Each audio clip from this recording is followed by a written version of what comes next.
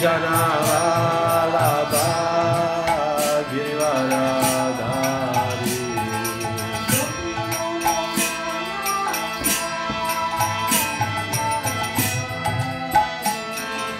Gopi Janavalabha Givaradhari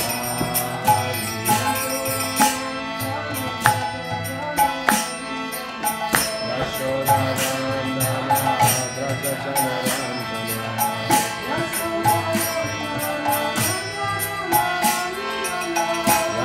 Yashodanandana Braja Janaranjana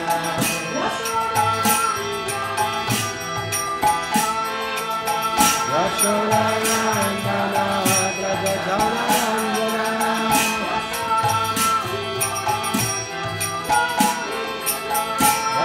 Yashodanandana Braja Janaranjana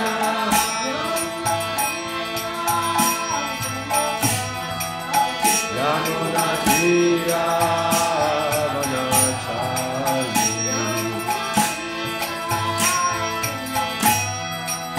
Yamuna Tira Vanachari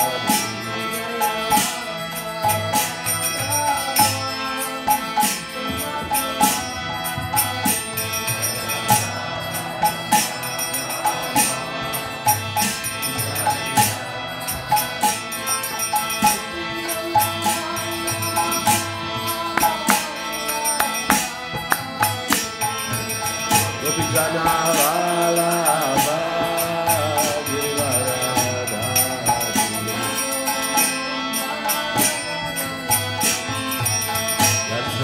Yashodanandana Braja Janaranjana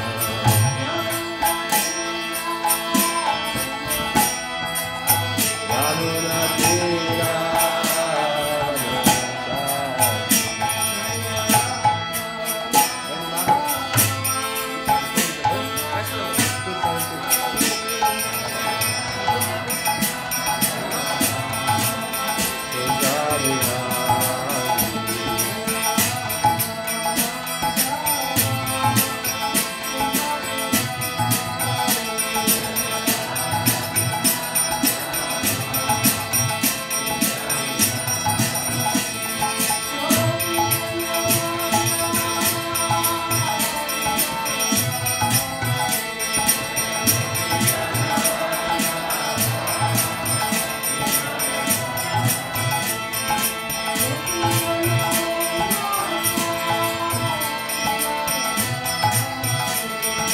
Gopi Janavalabha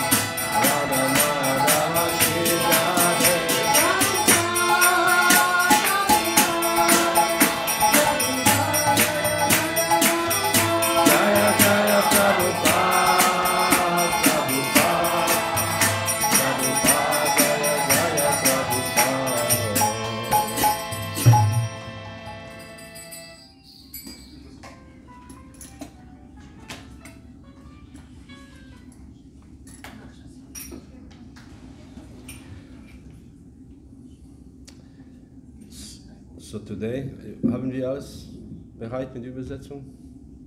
Oder noch nicht? Ja.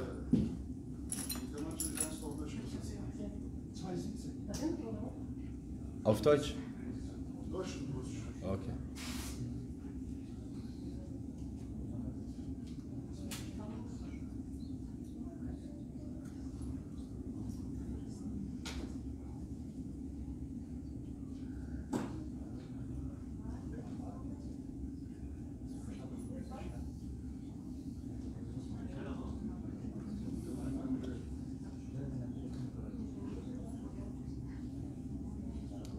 So, zuerst, in the beginning, we'll read this verse from the Bhagavad Gita. Bhagavad Gita is a very ancient book, very famous book all over the world.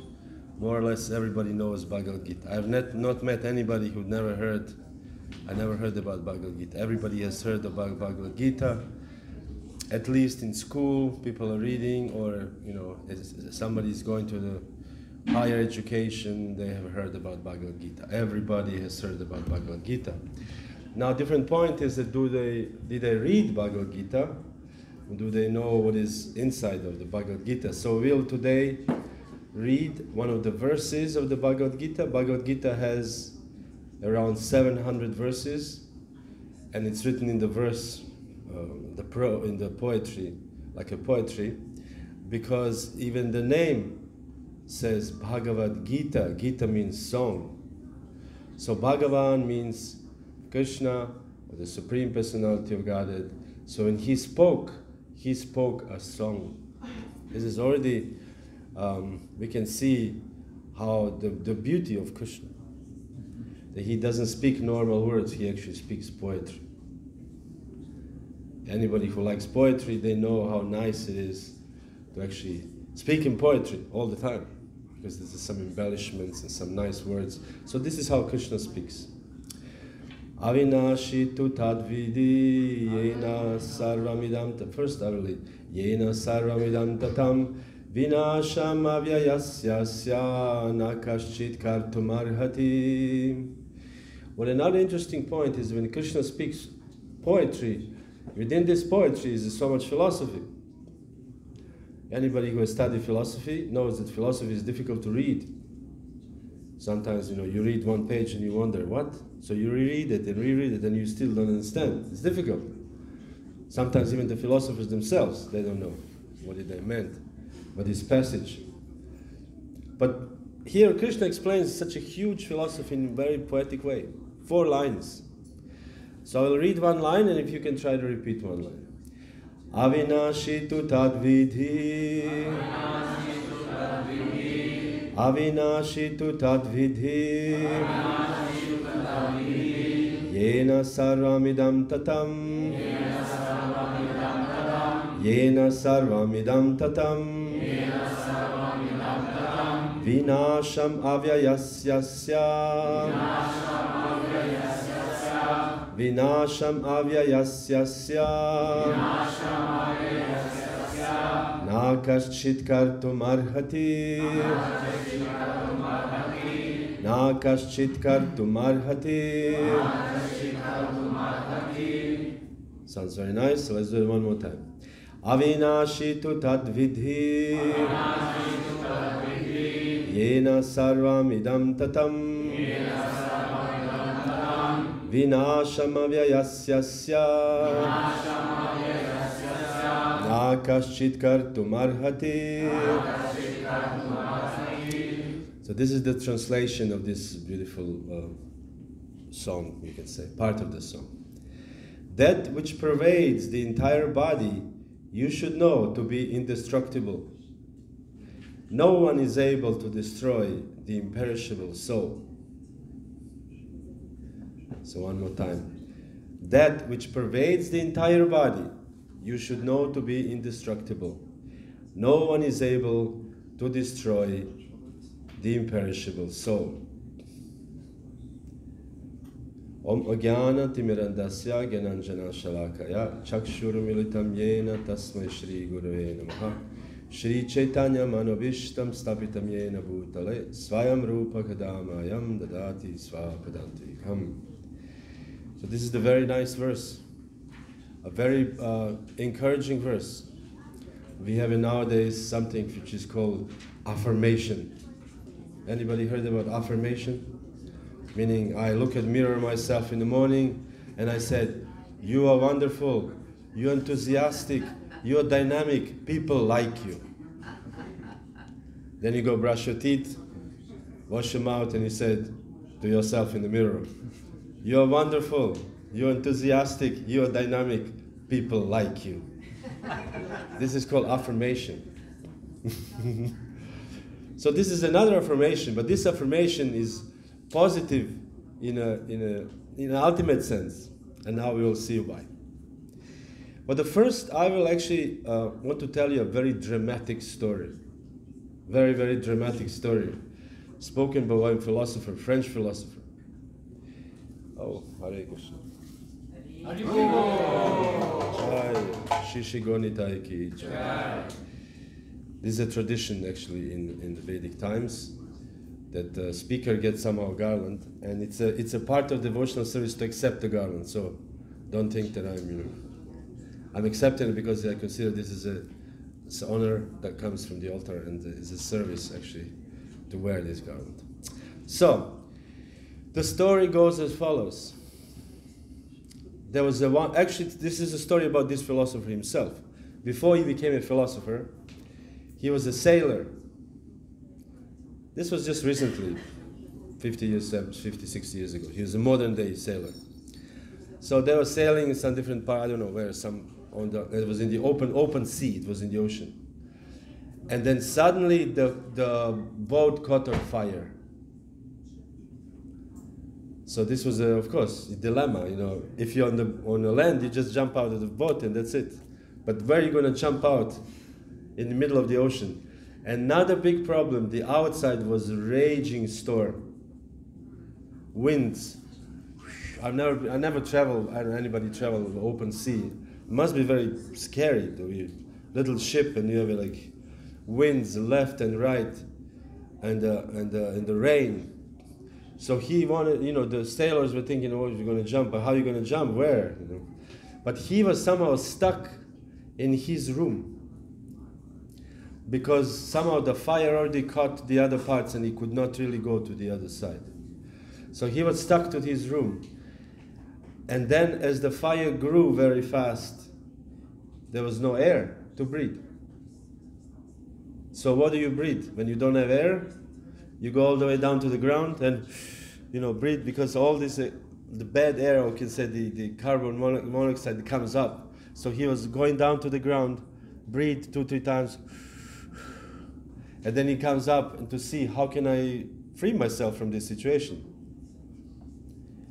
And then he saw these little windows, this in the ship, they have these little windows, round windows. But the problem is these windows were not open for many, many years. And they were bolted. It was not like, normal window. So he was thinking, how can I now escape?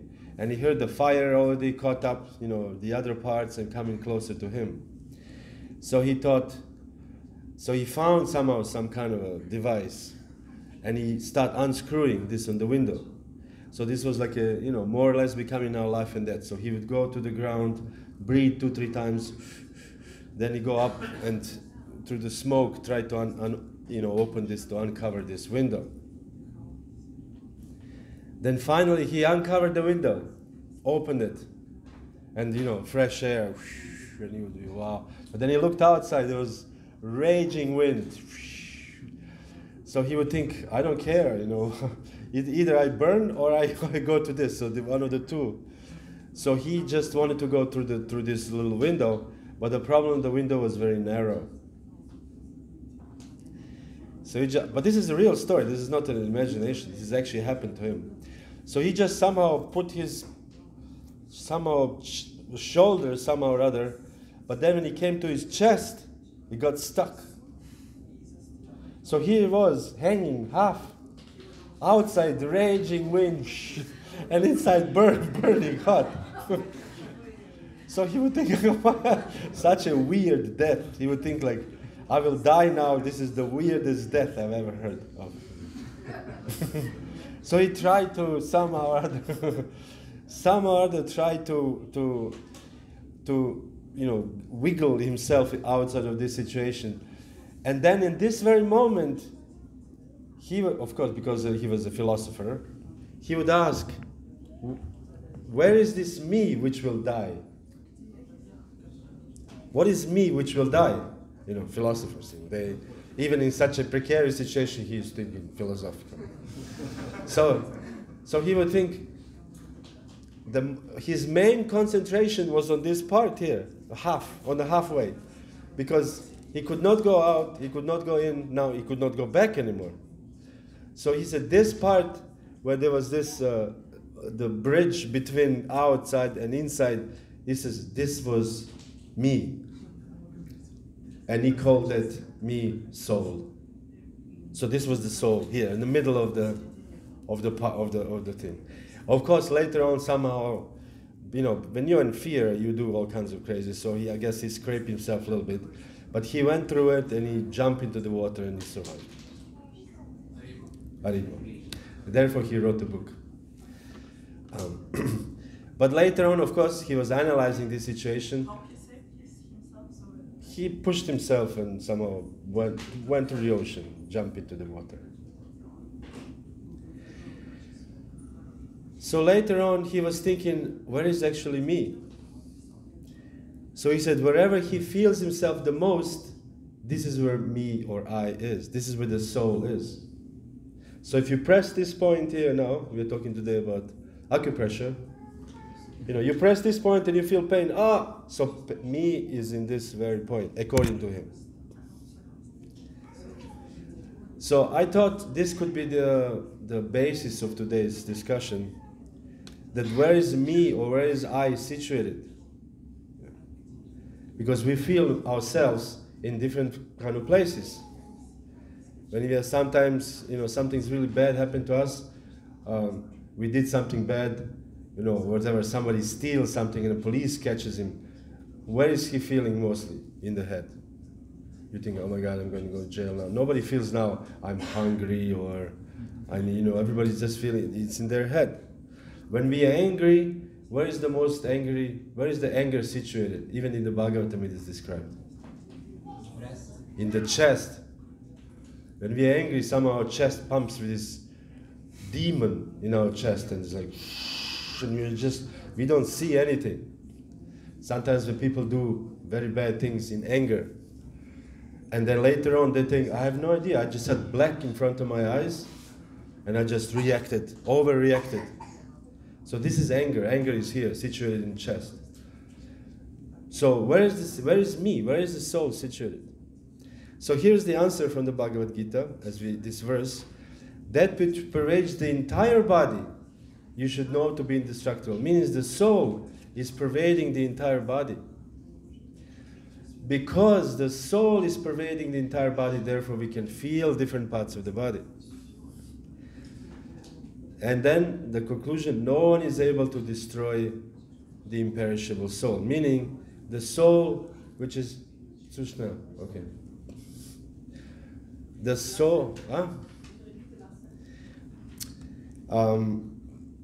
that we perceive, we see our body, or we feel our body because there's a soul inside of the body. So Srila Prabhupada says, our Acharya, our teacher, in the purport, in one of the purports to this verse. He says one thing is called Avinashi and other is called Vinashi. We have here in the text, Avinashi tu tad vidhi. Avinashi means eternal and Vinashi means perishable. So the soul is this which is eternal, and and Vinashi is that which is perishable. So Srila Prabhupada gives example of anybody in the room. If somebody is a young boy, how old are you? 19. The best age, 19. At least for me, 19, 20. 17, 18. 17 to 20 is the best. You're the most fired up about the life of the world. I don't know, maybe you're more saintly. But Prabhupada says,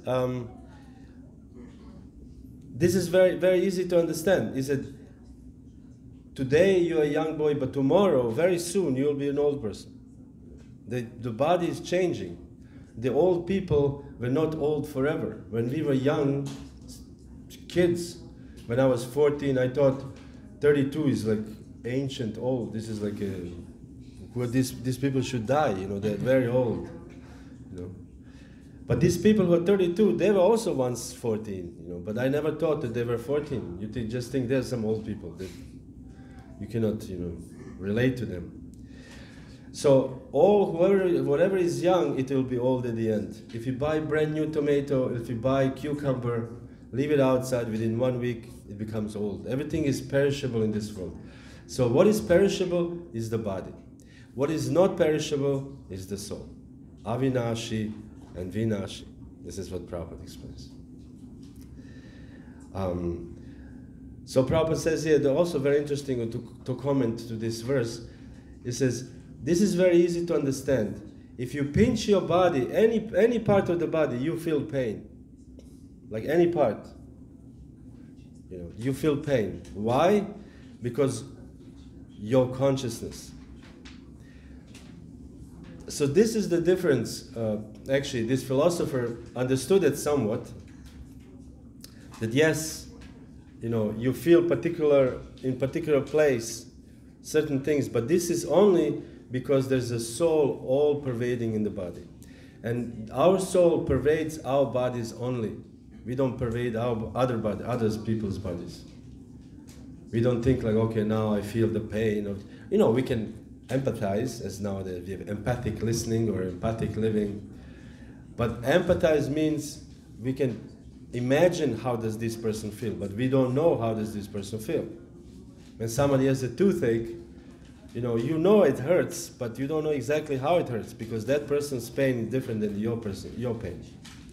So one soul is inhabiting only one body, not two bodies. This is important thing to understand. And because of that, we have this limit where our soul is pervaded in this body. So therefore we feel this, whatever we feel in our body, which other people cannot understand. So therefore I thought this would be you can say good meditation for us today. That when whatever we sit, or whatever we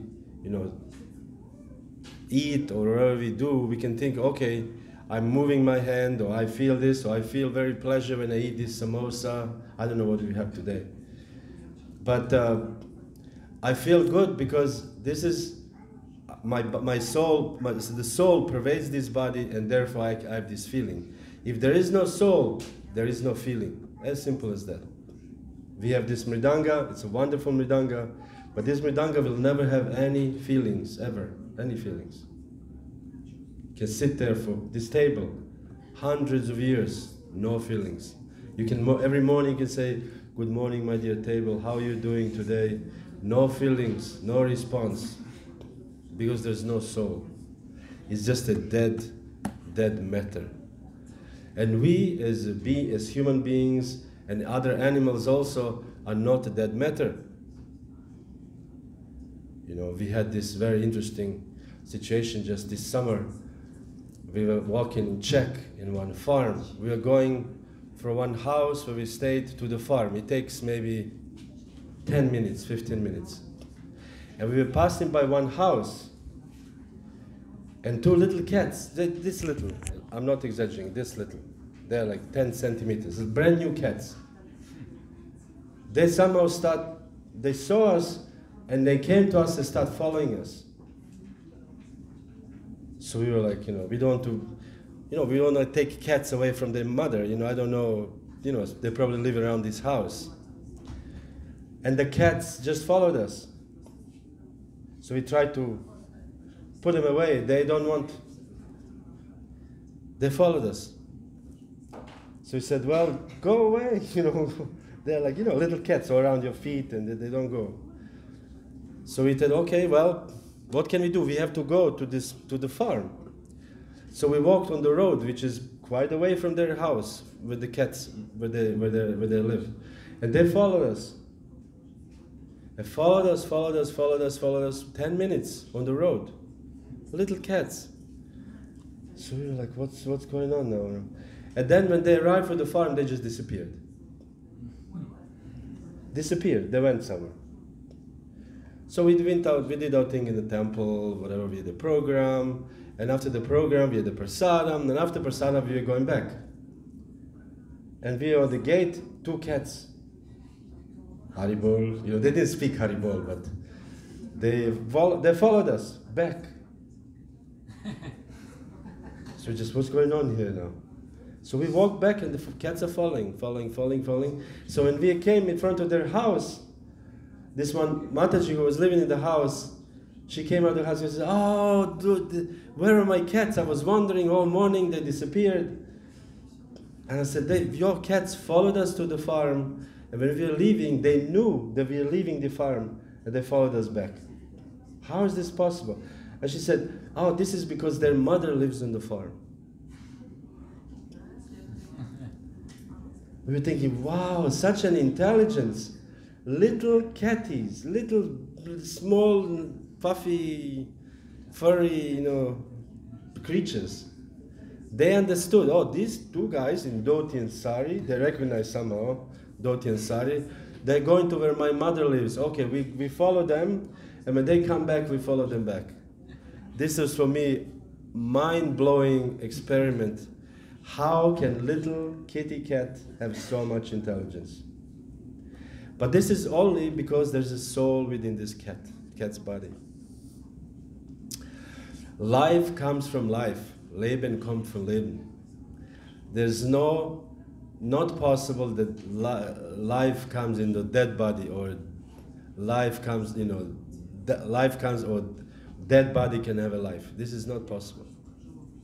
So this is, I thought, very good meditation, that we meditate on ourselves, who we really are, in a sense that we see that when we are moving, when we are active, this is only because there's a soul within us. So we should take care of this soul, because body is, as this verse says, vinashi. Vinashi means perishable, and the soul is avinashi, imperishable. So as Srila Prabhupada gives a very nice example of the cage and the bird inside of the cage. You have a beautiful bird and you said, oh, such a beautiful bird, let me polish your cage. And you polish the cage, and bird said, I'm hungry, give some food. And he said, yeah, I'll give you food, but now the cage is very nice. I want to now put a special shining to the cage, and especially she shines the cage, and the bird inside said, hello, I'm here, give me something to eat. So this is what we as human beings have to understand, that we have to feed this bird, which is the soul inside of this cage. And how do we feed this bird? There's so many different ways. This is described in various scriptures, particularly of the chanting Hare Krishna, Krishna Krishna, Hare Hare, Hare Rama, Rama Rama, Hare Hare. So the bird inside of us says, wow, very nice, thank you. One more time. Hare Krishna, Krishna Krishna, Hare Hare, Hare Rama, Rama Rama, Hare Hare. So the bird inside is now cheering. Very good. Very good, Sacinanda. I'm very happy about this. You can also care for the cage a little bit. You do a little yoga, whatever, eat a little healthy. But don't forget to feed the bird. Don't forget to feed the soul inside of the cage, inside of the body. So once Srila Prabhupada, in his journey around the world, went to Africa. Of all the worlds, he traveled every continent, and he went to Africa. So in Africa, Prabhupada wanted to preach to the local people. So devotees organized a program for him to speak in the high school. The teenagers, so 11, 12 years old kids, 13. So how would you preach to the 13 years old African boy, girl in the village? So Prabhupada says, as he was expert in speaking philosophy, high philosophy to everybody, he said, can I have one volunteer? Volunteer. Yeah, Nicholas is volunteering. So, so one volunteer came, one boy came. And Prabhupada says, how are you? What's your name? Whatever. And he says, show me, where is your head? And the boy said, oh, here. Everybody's laughing. Ha ha ha, he has a head. Where is your shoulder? He's showing the shoulders. Everybody's laughing. Oh, he has a shoulder. Where are your arms? Here. Where are your legs? Here. My legs are here. And then Prabhupada says, and where are you? And the boy was confused. And Prabhupada says, this is your body. This is your head. This is your hands. These are your hands, your legs. but where is you? And everybody was shocked. They didn't know what to say. So then Prabhupada says, you are not these things. The soul inside is you, and these are just your things that you possess as a soul. So such a simple way to present very, very high philosophy. So high that God Himself has spoken it in the Bhagavad Gita. Dehinasmin yata dehe kaumaram yavaranjara tata dehantara prabtindiras muhyati. That the whole wonderful philosophy was spoken by Krishna, and Prabhupada translated to even simpler language so that everybody can understand. So this is Prabhupada explains what meditation means. Meditation means what I am. Because nowadays people like to meditate on your breath or whatever different meditations are. But Prabhupada says, meditation is what I am. He said, if you think to meditate, I am this body, then you will come to understand that I am not this body. This is an interesting point. You then look at this body, if you analyze it, you will understand that you are not the body. So meditation on the body will lead one to understand that one is not the body. Here it is. If you think, I am this hand, I am this finger, I am this leg, I am this head. If you analyze, you will actually see this is not I. Like this philosopher, he thinks he is here half of the way, or whatever that he pierces in acupressure, that this is him. You know. Prabhupada said, you will realize this is just my hand, this is my finger, my hand, everything is mine, and where is I? That you have to find out by meditation. Where is I? This is such a wonderful point. By meditation you will understand that I am not all this. And therefore, to understand where is real I, by meditation we can just read. And Krishna can tell us for us that we don't need to reinvent the wheel. You know, reinventing the wheel? Wheel is invented in the caveman age, as they say. I don't know, anybody knows the year of the invention of the wheel, first time when they made the chariots? Of course we know from the Mahabharata, this is millions of years ago. But according to the modern science, somebody invented wheel. You know, some caveman with this big club. Oh, I want to carry buffalo. How do I carry buffalo? How about if I put four round things in a platform, and he invented the wheel. You know, but we don't need to. So every time we need to imagine. Every time you do the boga run. Boga run means to have to buy vegetables to cook the Sunday feast. The temple president has to think, let's make a wheel so we can, every time, you know, this is ridiculous. So this is exactly what's going on. Every time we are thinking, why, let me invent new way of meditation. You know, how about new ways of meditation, new ways of thinking? But this old thing is actually very good enough. And old thing is written in the Bhagavad Gita. Avinashi tu tadvidi, yena sarvamidam tatam, vinasham avyayasyasya, nakaschit kartum arhati. That which pervades the entire body, you should know to be indestructible, which is the soul. No one is able to destroy the imperishable soul. So this is the best meditation. The best meditation is to read Bhagavad Gita. Hare Krishna. Thank you very much for your attention. Would you like to ask anything?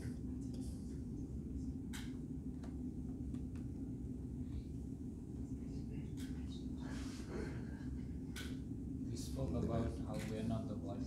Yes. How can we say we are also not the mind?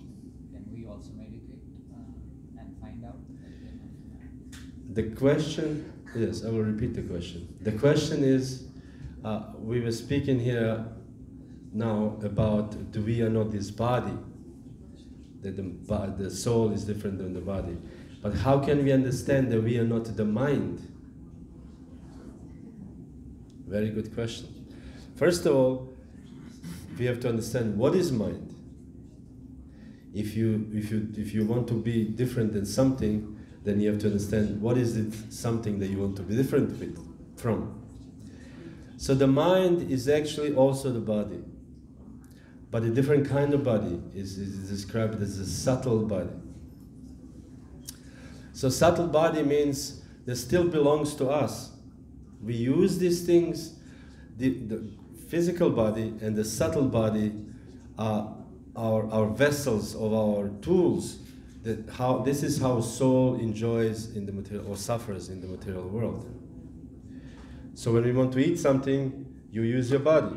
But how do you know do you want to eat?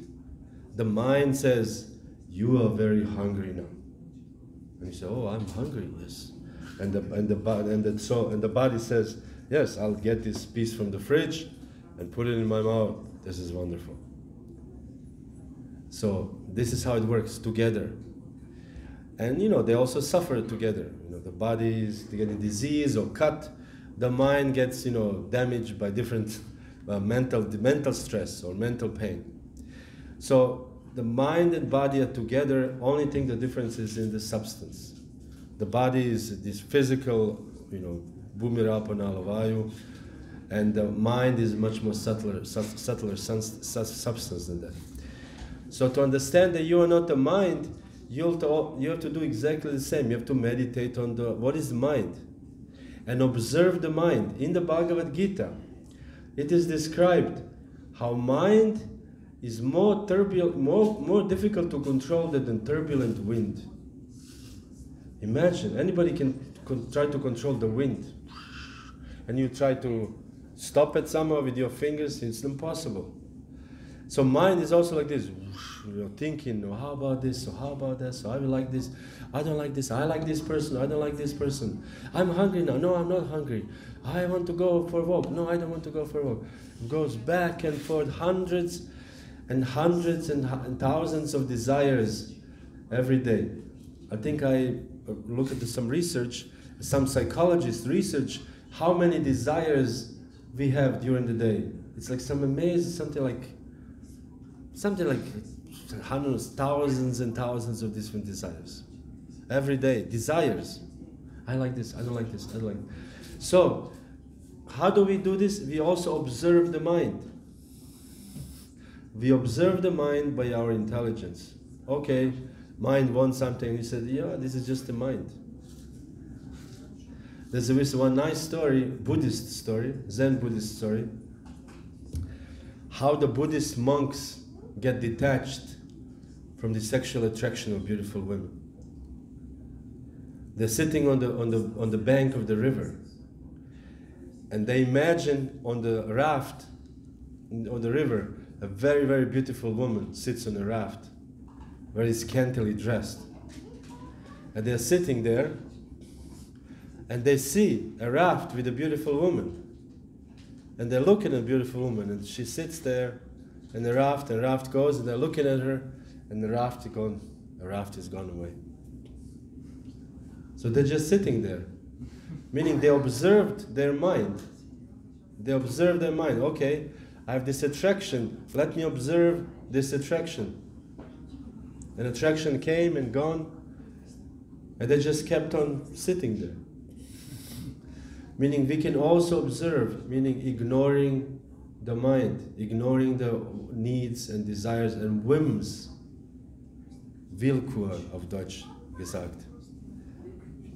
Willkür, whimsical desires of the mind. Nowadays there's so many whimsical desires. If you just go people's front yard, you think, oh my God, so many whimsical desires. They buy amazing things just because this is their mind. I like to have this or that thing, amazing thing. So just neglect the mind. In a sense that we have intelligence, Prabhupada explains, Bhagavad Gita says that one who reads this great book, Bhagavad Gita, worships me with his intelligence. So we develop intelligence, and then we can, by steady intelligence, we can observe the mind, and we can just say, no, you cannot do this. The people who have children, they know this the best.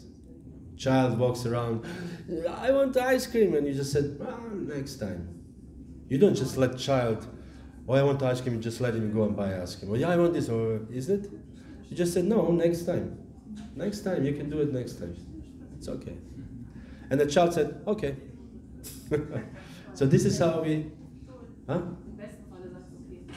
yes, this is how we treat the mind. Yes, very nice idea, but just next time. So the mind has this wonderful desire. I want to, smoke a cigarette. I am a devotee, but still I want to smoke a cigarette. And you tell to your mind, yeah, you will do it, it's no problem, but not now. Some other day. Let's go to the temple, there's a nice program. And mind said, oh, that makes sense. Okay, I'll do it. There was this story in the Chaitanya Charitamrita where this great sage, Haridas Thakur, was sitting in a cave chanting Hare Krishna mantra 192 rounds. Anybody chanting 192 rounds? No? All day long. It takes all day long. And evening also. And good part of the night. And he was chanting, and this one very, very beautiful girl came in a very nice dress. Meaning as not much as dress. In the evening, alone. And she said, my dear Haridas, you're a very beautiful young man. And I'm a very beautiful young woman. So what do you think? Let's spend, as the song of the Rolling Stones says, let's spend the night together. Now I need you more than ever. And Haridas Thakur said, any other young man would think like, nobody sees it, it's the dark, it's in the cave, why not? But Haridas Thakur said, it's a very good idea, a really good idea. But right now I have so many rounds to finish. Just wait here till I finish my rounds. And she said, okay. So she sat there, and Haridas Thakur was chanting, Hare Krishna, Krishna Krishna, Hare Hare, Hare Rama, Rama Rama, Hare Hare. And more, and over, and over, and over. And she said, in the morning she was already tired, and she said, I'm going to sleep. And Haridas said, sorry, but tomorrow you come, and I will definitely fulfill your desires. So she said, she was thinking, very good. So she came next evening, and Haridas was doing what? Hare Krishna, Krishna Krishna, Hare Hare, Hare Rama, Ram Ram, Hare Hare. And she said, Haridas, are you ready now? Haridas said, I'm almost ready. Just sit here next to me, let me finish my rounds, and I promise. And of course, in due course, she was hearing the mantra of the pure devotee. She got purified herself, and she realized her position. Krishna Chaitanya. It's actually advised in the Shastras. When you sneeze, when you slip on the floor, that you should utter the name of Krishna. This is the advice in the Shastra. Instead of saying, was sagen wir? Gute Besserung, was sagen wir? Gesundheit. Anstatt von Gesundheit, wir sollten Hare Krishna sagen, oder Chaitanya Mahaprabhu. So this is the advice of the Shastra in the 11th canto, Srimad Bhagavatam. So this is how we neglect the mind. We just said, yes, very nice, wonderful idea, but let's do this right now first. And in this way we can realize the mind is just a whimsical child that we have to tolerate and to train actually to think differently. Because we are neither the mind, we are neither the body. And this we have to do by intelligence. We have to use this materialistic intelligence by reading the Shastras, by practicing spiritual life, and then we will be experienced enough to actually say no, no, yes, no, and so on. Okay. Junge Mann. What would be the relation between the ego and the mind? The question is, what would be the relationship between the ego and the mind? Well, the ego, we call it false ego, ahankara. False ego means I'm not this. So this is a relationship. The relationship is that the pure spirit soul, as soon as pure spirit soul got in touch with the material energy, gets covered over by three modes of material nature, and this is called false ego, ahankara. And then, due influenced by these three modes, the person thinks, I am this, or I am this, or I am dog. Every dog thinks he or she is a dog. There's no dog to think I am a cow now. There's no such a thing. They think they're dogs. They bark, isn't it? So we also think I am this young, cool man, 19 years old. This is what we think. Or I am a very old man with a stick. Oh, I'm old. But we are neither of this. We are nothing of this. Nothing. This is all illusion. When you go out, the other day I was giving one lecture, I was speaking, this is in Hachalam, and evening was dark, and I was just thinking, this is such an illusion, we think it's dark outside. Because it is dark, but it's all illusion. It's an illusion. For the soul, there is no darkness or lightness. And for the demigod, there's no darkness or lightness. They see differently. If we would fly outside of Simachal on the airplane, it's going to be total, absence of the darkness. Somewhat. I'm not a scientist, but so it's illusion. It's an illusion. This is the difference. So difference is that we understand as a soul that whatever we think that we are in the material world, this is an illusion. That you think you are a male, it's an illusion. Or the female thinks standing in front of the mirror and, wow, my hair is so nice. It's an illusion. It's hard to accept, but it is an illusion. Especially when you're young. When you're old, it's not so. You're old, you've done your life, and you think this life is garbage anyways, I'm not the body, But when you're young, how can you understand? I'm not the body. Look at this, the world is mine. I will conquer the world. I'll become rich when I'm 25. I'll be, This is how young people, at least, I think many young people think like this. I'll become this or that. The world is open, and with these hungry eyes. You can see, especially last night I was coming from, in the train to Köln. It was evening time, and all these people who want to party night, Saturday night, They're dressed in amazing costumes and this, cool clothes and that. And they're all lazy eyes. How will I enjoy tonight? Oh, And the stopover, Düsseldorf, and everybody's rushing with this, such enthusiasm. I was thinking, my God, such an illusion. You are not this. You are not these bodies.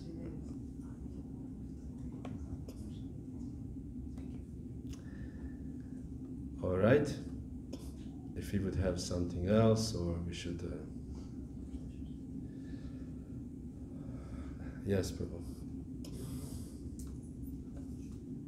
No, Hare Krishna, Prabhu. Thank you very much for eye-opening session. Simple, repeating what Prabhupada says. If you can help me to understand, when we are saying that soul is not perishable, Yes. the body is perishable, maybe a silly question came to my mind when we talk about you are giving life comes from life. Yes. And in that connection you are saying when we keep vegetables or fruits outside, after a week they perish. Yes. I was just thinking, when the fruit was connected to the tree, Yes. it has life, but when it's disconnected, are we already saying it's dead, or it is in the process of dying? Or where is the soul for this fruit?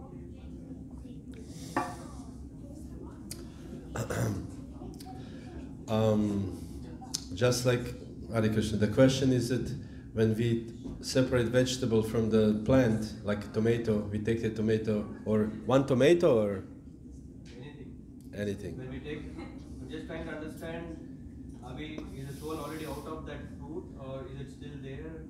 Like one fruit is a carrot, for example. If you take out of the ground, because tomato has different fruits.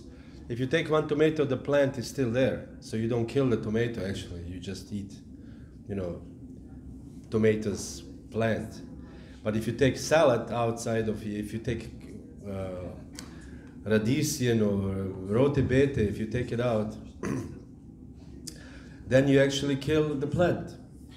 Prabhupada says the vegans, they think that they don't want to kill, they don't want to kill animals, but they actually have to kill the plant. You have to kill something to eat. This is the nature of this material world.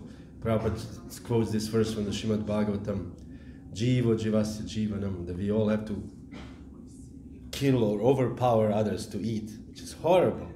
But when you think about it, you know, we have to kill this poor carrot, an innocent carrot sitting in the earth, and we just eat it. And you think you're so proud, you're vegan, but you actually kill this poor carrot.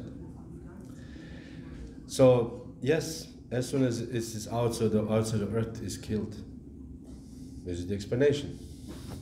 Just like we have, as soon as our heart stops pumping, we are dead. You know, I'm sure there's some little details, 3 seconds or whatever, but once it's out, it will never grow anymore. It's a process of deterioration after that. You know, when we pluck up apples from the tree, apple is still alive. The tree is still alive because the soul is inside of the tree. So we can eat apples as a fruit, you know, of the tree, but we don't harm the tree ultimately. The tree is still there. You know, there's no individual soul in each actual apple. So are we saying that we are eating dead matter? Sorry? Are we saying that we are eating the dead matter? Are we eating the dead matter? Well, this dead, we have to qualify what is dead matter. This is the dead matter. We don't eat this. Dead matter means matter which does not grow, which is like this, or a rock, or sand. We don't eat sand. But we eat, we can say alive matter, alive matter. That which, if there's a soul inside of the apple tree, then there's a life in this apple, so we just eat this apple. This is actually a very interesting point. That we eat live matter. I didn't think about this. That we don't eat rocks. You know. Both the way we are caught. Sorry? Both the ways we are caught. Yes, both ways it's not good, but it is interesting. Yes, meaning that we should also understand not to be proud that we are vegetarians. Or vegans, you know, I'm a vegan, you know, but you still have to kill. You have to kill to eat. For example, to eat bread. How many living entities we have to kill to eat bread? In wheat, each of these plants, there's a one soul. So this is like, I don't know how many grains we need for one loaf of bread. Maybe this much. So this is like at least a couple of 100 living entities we kill to eat this wonderful bread. I don't want to spoil your lunch, you know, but when you eat tomorrow morning this bread with butter, you think, oh my God, you know, I'm a mass murderer, you know. 102 bites is 150, you know. This is what we do. This world is not a place for gentlemen. We kill, we get killed. This is not a place for gentlemen. We should get out of this world. Hare Krishna. Thank you, Prabhu. I think we should end up for today. Thank you very much for your attention and for being here.